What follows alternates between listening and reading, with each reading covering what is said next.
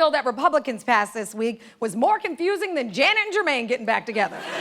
President Trump is celebrating the single biggest legislative victory of his first year in office, the GOP tax plan passing the House and Senate Wednesday. The American public has to be pretty confused. They've got one side saying that this is going to be a huge gift and the other side saying it's a disaster. This bill is like your coworker's casserole. Nobody knows what's in it and nobody asked for it.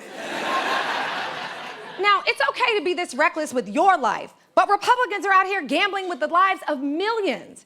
And they forced a vote faster than my mom popped me for answering Robin with what? They want us to vote on this thing in about an hour. An hour.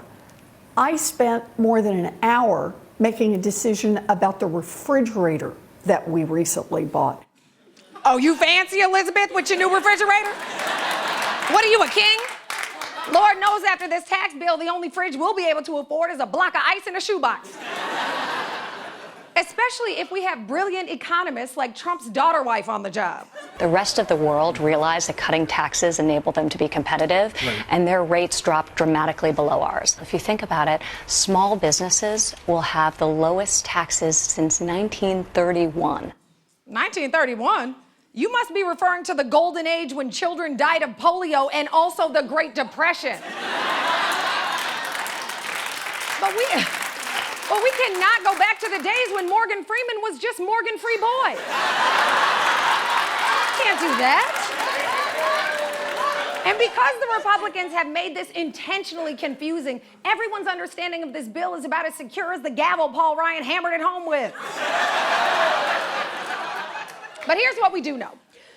Remember the devil, right? All right. Well, today's Republicans are just rebranding his infamous trickle-down economics plan. It reduces the corporate rate from 35% all the way down to 20%. Businesses are going to do just what we say, reinvest in their workers, reinvest in their factories, pay people more money, higher wages. I mean, higher wages sound great, but hearing that private businesses will do just what we say from a liar like Paul Ryan is as reassuring as Steve Harvey saying, hey, that's a nice suit.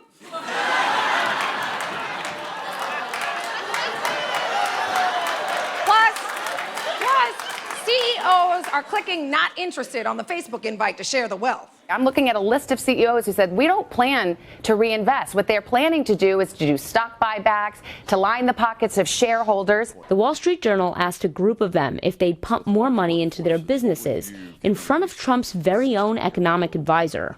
If the tax reform bill goes through, do you plan to increase your company's investment, capital investment? Just a show of hands, the tax reform goes through?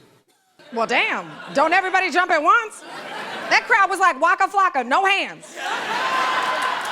But super rich corporations aren't the only ones getting taken care of. Super rich people are finally catching a break, too. The top 5% of income earners in this country are going to receive over 60% of the benefits of this bill in 10 years' time. And in fact, next year are going to receive double the share of benefits from this bill as working class families. Dang. The middle class is about to be like a fake friend when you get into a fight, because it's about to disappear. And for their next trick, Republicans are making Obamacare vanish. This is not just about taxes. Republican Congress is doing something it has failed to achieve for the last 7 years, gutting Obamacare. These sneaky bastards. Americans preferred Obamacare by a 2-to-1 margin, but Republicans just slid in their de facto health care repeal like A$AP Rocky into his favorite pair of slippers. I mean, are those the only pair of shoes he has? Unfortunately, many Americans might only also be down to a pair of shoes after losing their health care.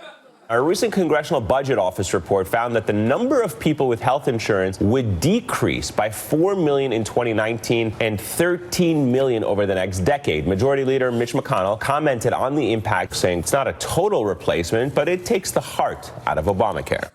And he's not kidding. Here's how they wrote the bill behind closed doors.